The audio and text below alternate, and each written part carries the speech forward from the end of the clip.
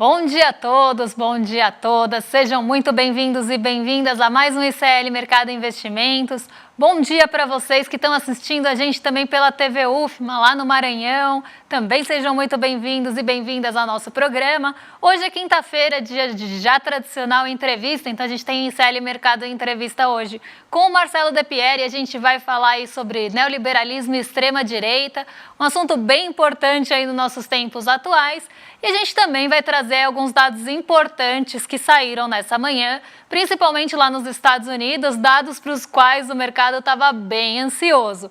Então a gente vai trazer esse resultado para vocês e vamos dar uma passadinha aí no fechamento asiático e vamos comentar a abertura aqui, que por enquanto está negativa. Então vamos dar um giro na agenda para a gente ver o que a gente tem aí de principal indicador hoje e depois a gente já chama o entrevistado aqui para conversar com a gente. Então, hoje, assim como ontem, tá? E como a gente vai ver, né, uma tendência nessa semana, a gente tem uma agenda muito aí voltada para balanços corporativos e resultados.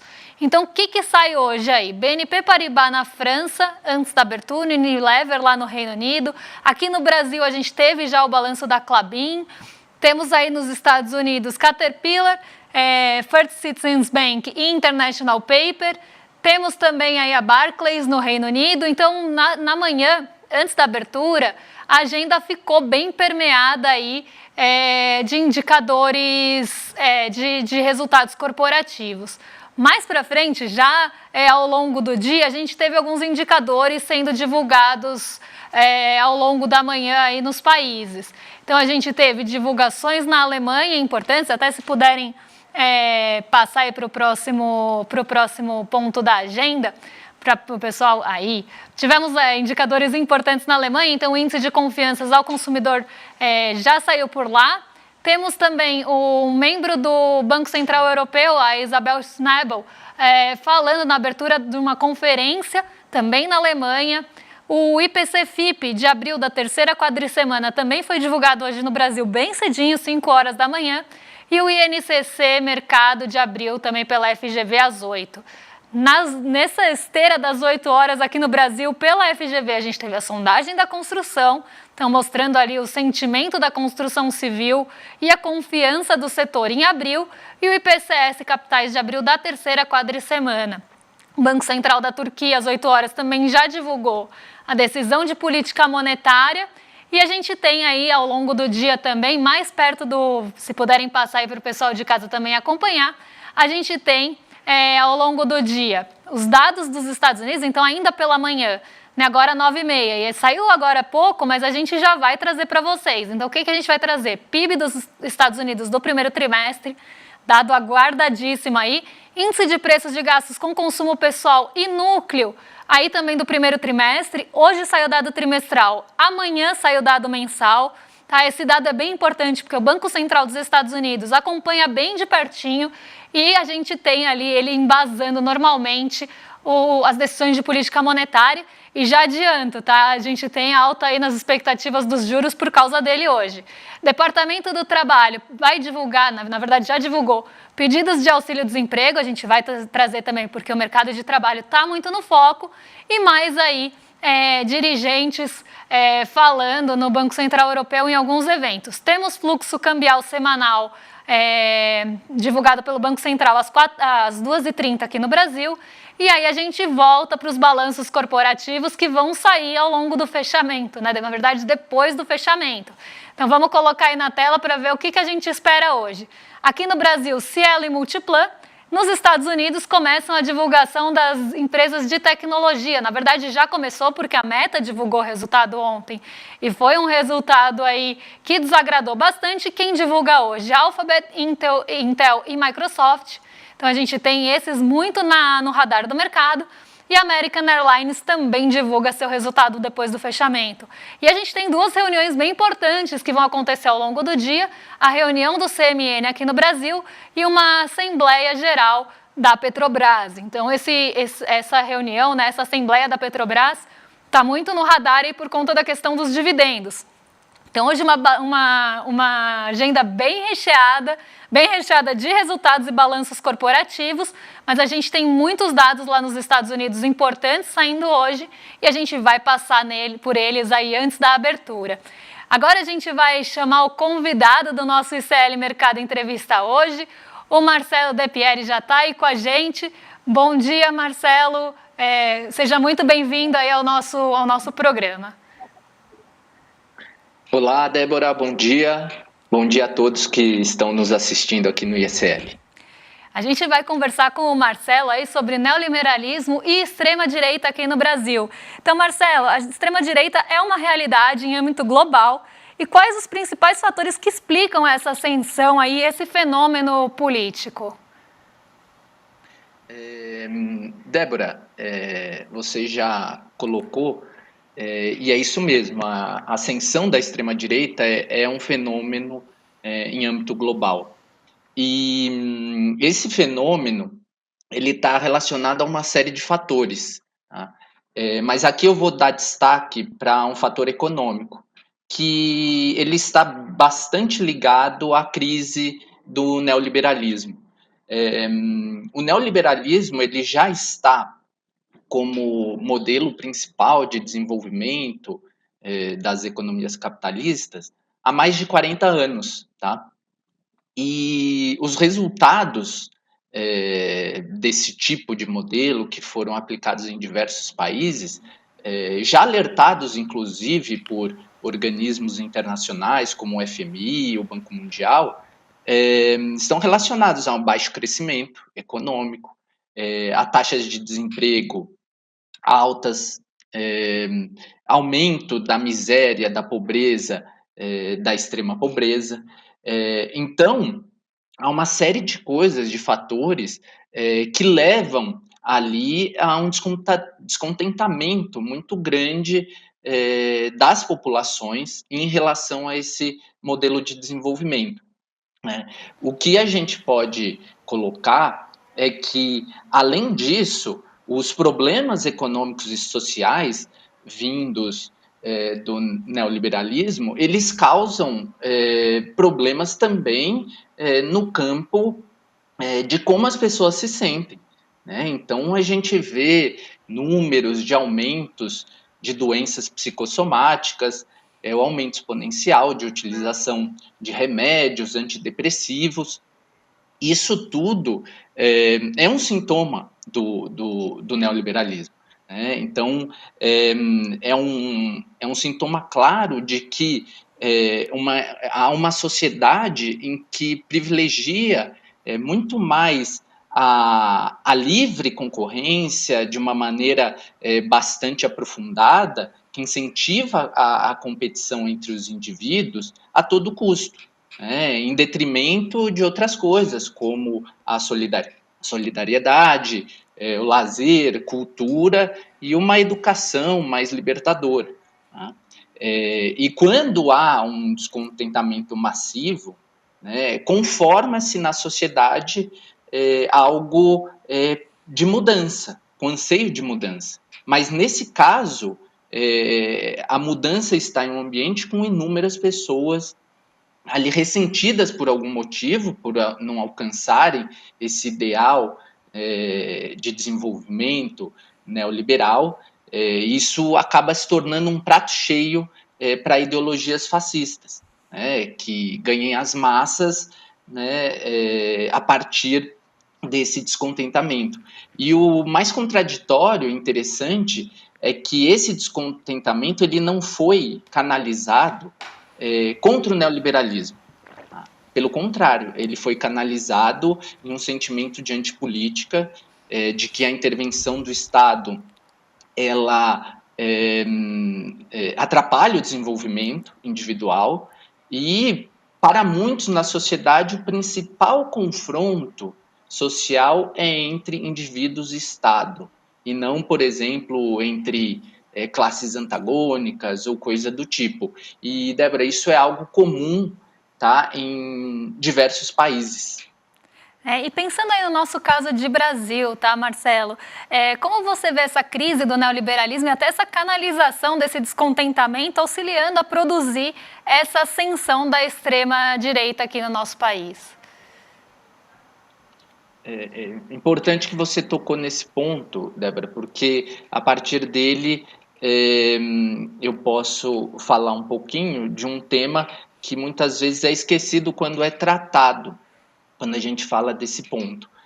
Acho que no campo econômico, a principal manifestação do neoliberalismo foi a crise econômica de 2007, 2008, né? Crise que ficou conhecida como crise do subprime, e ela foi uma típica crise do neoliberalismo, principalmente pelas desregulamentações dos mercados, em que havia possibilidades de oportunizar diversos títulos, créditos de altíssimo risco. Então, tivemos essa crise. E em momentos de crise do sistema capitalista, há também questionamentos sobre essa crise. Só que, Débora, essas ações, né, que tentaram alterar, né, o modelo de desenvolvimento neoliberal, elas ficaram muito mais numa questão conjuntural ali daquele momento da crise. As bases estruturais do neoliberalismo, elas se mantiveram. E para manter essas bases estruturais do neoliberalismo, uma série de processos aconteceu, né, processos econômicos e políticos. E um deles está relacionado ao desgaste e até golpes de Estado, né, na região da América Latina e do Caribe. E o Brasil foi um deles. Só que esse desgaste, esses golpes de Estado, eles foram a partir de uma difamação desses governos, né, que tinham ali, eram governos que a gente pode chamar de progressistas, que tinham ali algum compromisso com classes trabalhadoras, principalmente no sentido de políticas sociais, e a difamação desses governos foi através, a gente lembra muito bem, de mentiras, de perseguição aos seus líderes políticos. Tivemos o papel muito forte das redes sociais disseminando aí fake news, que a gente sabe muito bem. Então, essa crise econômica, ela era como se o cobertor tivesse encurtado. E para a manutenção das estruturas neoliberais, não havia mais espaço, tá, Débora, para que aqueles governos que tinham algum compromisso com as políticas sociais, com os trabalhadores, ficassem no poder.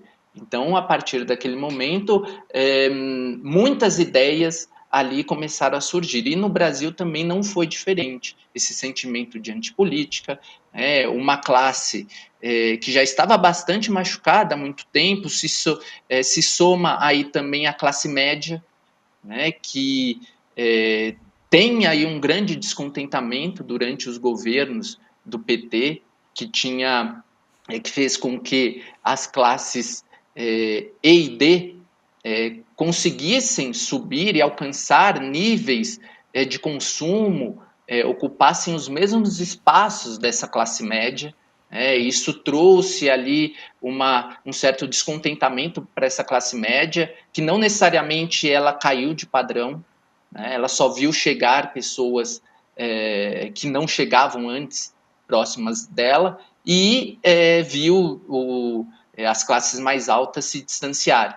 Tá? Isso tudo foi um elemento ali que a classe média e outros também das classes mais baixas tiveram, né, de ódio em relação ao sentimento antipolítico e defesa absoluta do livre mercado e anseios de mudança. Isso conformou aí essa ascensão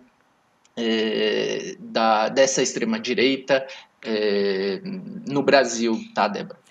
E para fechar aqui a nossa entrevista, né, uma última pergunta que eu acho que interessa bastante também a nossa audiência: quais principais medidas poderiam ser tomadas aí para enfraquecer essa extrema-direita no nosso país? Débora, o cenário, eu vejo a extrema-direita ela com bastante força ainda em âmbito global e também aqui no Brasil. Eu acredito que medidas, por exemplo, como as investigações, punições, para que, por exemplo, os que participaram no dia 8 de janeiro, elas são válidas, tá? E devem acontecer, né? Mas elas são insuficientes para derrotar ou até mesmo frear, né, essa extrema-direita em âmbito nacional. Se a gente olhar para trás, na história, quem colocou a extrema-direita, os fascistas, para correr, foi o socialismo. O socialismo, não estou dizendo nem batalhas em si, mas era um projeto global em que era uma alternativa de, de sociedade, tá? Em que ele fez, inclusive, o capitalismo se reinventar, né? Então, todo aquele período de construção de estados de bem-estar social, ele está muito ligado à existência de um modelo político, econômico e social antagônico, que era o socialismo. Então, isso era uma diferença, se a gente pode colocar, lá do período, né, em que foi o nazifascismo, ele foi colocado de lado no século XX, meados do século XX. Aqui, Débora, hoje, se a gente for pensar, nós temos a China, né, que é um país que coloca o socialismo em prática, com suas particularidades, mas hoje ela ainda não tem ambição, como tinha a União Soviética, de expandir ali o socialismo em âmbito global. Então, dessa forma, o que nós devemos fazer é organizar o nosso país, né, dar apoio a todas as medidas que fortaleçam, né, as condições econômicas das classes trabalhadoras, em relação a direitos, promover internamente essas discussões e debates de que outros projetos, né, que vão além, né, das políticas neoliberais colocadas em práticas atualmente, sejam debatidos e colocados em prática dentro das possibilidades das relações de força do país. Muito obrigada, Marcelo. Quero agradecer muito aí a sua participação aqui com a gente. Se você quiser deixar um recado aí final para a nossa audiência, fica à vontade. Obrigado, Débora. Só queria agradecer novamente o convite e a todos que nos assistiram aqui no ICL. Um abraço para você, um abraço também para o André. Muito boa aí a entrevista com o Marcelo, né? Um tema que interessa bastante aí a gente e que está na atualidade aí sendo muito discutido aqui de uma forma global. A gente vai passar agora pelo fechamento da Ásia, já tem aí a notícia aqui do site que vocês estão vendo, né, o que os mercados estavam operando aí de uma forma bastante instável de manhã, já esperando os dados dos Estados Unidos. Então a gente vai fazer aqui uma esteira, eu vou falar do fechamento da Ásia, explicar o que aconteceu por lá, já vou passar pelos dados dos Estados Unidos e a gente já emenda com a abertura de mercado para ver como é que o mercado reagiu à divulgação desses dados tão aguardados aí para esse dia, né? Lembrando que amanhã ainda tem o PCI, que é o Índice de Gastos com Consumo Pessoal mensal dos Estados Unidos. Então, vamos lá. A gente teve um movimento hoje mais de correção nas bolsas asiáticas, tá? Então a gente teve um dia aí mais negativo, majoritariamente negativo na Ásia, porque por lá, né, a gente tinha tido ali dias de alta, né, algumas altas consecutivas, inclusive, o TAIEX subiu ali por 2 dias seguidos e com bastante força, o Hang Seng também teve uma força bem grande nessa semana, porque a gente tinha tido um alívio, uma redução do rendimento dos títulos do Tesouro dos Estados Unidos e também ali um alívio das pressões vindas das tensões geopolíticas do Oriente Médio. Isso fez ali com que o preço do petróleo também arrefecesse e isso trouxe esse movimento de recuperação, ou a possibilidade de recuperação para o mercado asiático no começo da manhã. Hoje, o Nikkei 225, eu coloquei ele aqui de exemplo, né, como o exemplo do dia, porque ele liderou as quedas, ele caiu 2,19%. Lembrando que o Nikkei 225, ele é um índice muito sensível a movimentações dos Estados Unidos. E hoje a gente tinha ali uma espera bem grande por dados justamente de lá. E desde manhãzinha a gente estava vendo um movimento ali de volta de pressão, de retomada da pressão das treasuries, que são os títulos de dívida dos Estados Unidos, justamente porque o mercado estava bastante ansioso já para a divulgação dos dados econômicos dos Estados Unidos. Então, na madrugada, ela já estava refletindo esse sentimento com o movimento das bolsas asiáticas. E por lá, depois de vários dias consecutivos de alta, a gente também teve realização dos ganhos. A junção dos dois puxou ali, né, muito para baixo as bolsas asiáticas e a gente viu o Nikkei 225 caindo 2,19%. Por volta das 9 horas da manhã, 9h30 para ser mais exata, a gente teve a divulgação tão esperada, então, que o mercado aguardava ansiosamente dos dados econômicos dos Estados Unidos. E o sentimento por lá foi misto, só que teve um dado que pesou mais que os demais. Então, eu vou colocar aqui para vocês como é que ficou, né, eu fiz um quadro síntese para vocês, com o dado anterior, a projeção e o dado divulgado hoje, que é a primeira coluna aqui atual, dos diferentes indicadores que saíram hoje, porque hoje saíram dados de mercado de trabalho, algo muito observado por lá, PIB e também o índice de gastos com consumo pessoal do trimestre. O PIB, se a gente olhar aqui na última linha, PIB do primeiro trimestre, na ótica anualizada, estava em 3,40%. A projeção era de uma desaceleração para 2,5%, mas a desaceleração foi maior. Tá? A desaceleração foi para 1,60%. Então, a gente teve ali uma desaceleração do PIB dos Estados Unidos, do crescimento dos Estados Unidos acima do esperado. Algo até que o mercado tinha ali um desejo por desaceleração, e a desaceleração foi até mais intensa do que o mercado esperava. Quando a gente olha, né, os dados semanais de pedido-desemprego, né, pedidos por seguro-desemprego por lá, aqui a gente está olhando em 1.000. Tá? Então, a gente está olhando os pedidos contínuos, tá? Então, que continuam ali acontecendo, e os pedidos iniciais por seguro-desemprego, que são os pedidos que saíram essa semana. Nas duas métricas, se a gente olhar, a gente teve ali os dados menores do que na semana passada. Então, a gente estava ali em 1.796.000. Os pedidos contínuos, né, então a continuidade desses pedidos caiu para 1.781.000 e ficou abaixo da projeção, tá, que era até de um aumento de pedidos de desemprego maior. Tá? Então, o que o mercado estava esperando? Que mais pessoas continuassem com o auxílio-desemprego nos Estados Unidos, mas não foi o que aconteceu. As pessoas voltaram para o mercado de trabalho e a continuidade foi menor do que a esperada.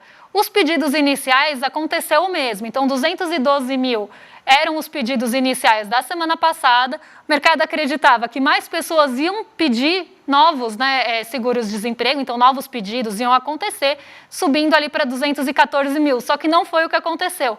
As pessoas voltaram para o mercado de trabalho e esse dado caiu para 207.000. E a gente sabe que os Estados Unidos estão olhando muito de perto também o mercado de trabalho, por conta ali de um possível aquecimento, um termômetro do aquecimento dos Estados Unidos, que é justamente o que eles não querem nesse momento, e eu sempre falo isso com muito pesar, tá? E aí, quando a gente olha o índice de gastos com consumo pessoal, algo que o mercado olha muito de perto, a gente tem um dado muito acima da projeção e muito acima do mês passado. Então, a gente tem aí uma inflação ao consumidor, olhando pelos gastos com consumo, muito ali acelerada em relação ao mês passado e em relação à projeção. Isso aqui que fez o mercado cair hoje. Então, vou passar aqui muito rapidinho para a gente ver como é que estão as bolsas hoje de uma forma geral, porque elas estão bem negativas. Tá, em Nova York, a gente tem até uma aceleração bem grande de queda, então as bolsas estão caindo intensamente lá, respondendo principalmente ao PCI. Tá? Então aqui a gente tem essa inflação acima do esperado e mais forte do que no mês passado, e uma inflação que o Banco Central dos Estados Unidos olha muito de perto, azedou amanhã. Então a gente tem a Nasdaq e o S&P operando em queda, os títulos de dívida dos Estados Unidos subindo bastante, 1,40%, até alcançando patamares mais altos do que a gente já tinha visto anteriormente, 4,71%. Isso está puxando nossos juros futuros e o dólar para cima. Tá? E aí, uma junção desses fatores, junto ao enfraquecimento do petróleo Brent, puxaram o Ibovespa para baixo aí, que está caindo 0,5%. E além disso, a Vale teve ali um resultado não tão positivo quanto se esperava. Ficou bem dentro do esperado, mas teve diminuição em relação ao trimestre passado de várias métricas. Então, a Vale, que é uma ação de grande peso do nosso índice, também não está contribuindo para o Ibovespa hoje. Então, a gente tem um cenário bem negativo nos mercados globais, respondendo principalmente aí ao índice de gastos com consumo pessoal. Então, esse é o nosso retrato da manhã, um retrato bem negativo, até como já se esperava, conforme aí a pré-abertura. E eu não poderia me despedir de vocês sem lembrar que hoje é o penúltimo dia para vocês se inscreverem no ICL Tank. Então não vão perder, aí não vão marcar bobeira, tá? Se inscrevam se vocês tiverem aí um projeto legal, se vocês tiverem algo que vale aí a inscrição, não deixem de se inscrever, tá? Eu acho que é uma oportunidade ímpar para vocês e eu não poderia passar aí em branco sem lembrar que é amanhã o último dia. Então não deixem de se inscrever, tem até um QR Code aí na tela. Tá? Não vão aí perder a data, que a gente está chegando muito perto do limite. Então, vamos aí negociar com gente de verdade e não com tubarão. Agora vocês ficam com o Rolê ICL na sequência aí do nosso programa. E já imagino rolezeiros, porque já são 11h30. Então, eu imagino rolezeiros já bem ansiosos, assim como o mercado estava pelos dados dos Estados Unidos. Fiquem agora com o William De Luca e com o Guga Noblar. E amanhã a gente está de volta aí para trazer os principais assuntos do dia. Vamos falar do outro PCI que sai amanhã, o PCI mensal, e dados que saem aqui também no Brasil. Tá? Então, até amanhã. Um beijão para vocês. A gente está fazendo história, construindo a maior comunidade de empreendedorismo e negócios do Brasil. Hackeando o sistema e vencendo eles nas regras deles. Mas isso tudo é só o começo, porque agora chegou a hora de despertar. A hora de construir um empreendedorismo onde os negócios prosperam e as pessoas têm dignidade. Esse momento histórico vai acontecer aqui, na Vibra São Paulo, a maior casa de espetáculos do Brasil, nos dias 14, 15 e 16 de junho. Anotem na agenda e se preparem. Mais de 4.000 pessoas juntas, participando do evento de empreendedorismo mais incrível já realizado no Brasil. Aqui a gente vai assistir ao melhor grupo de palestrantes já reunido no Brasil. Palestras técnicas com grandes especialistas e shows maravilhosos para sacudir a plateia e colocar essa casa abaixo. E vão ter várias dinâmicas também, para vocês poderem ampliar a rede de relacionamento de vocês e, quem sabe, fazerem vários negócios. Você não pode perder essa chance. Participe do Despertar Empreendedor, esse evento único. Vamos redefinir o conceito de empreendedorismo no Brasil.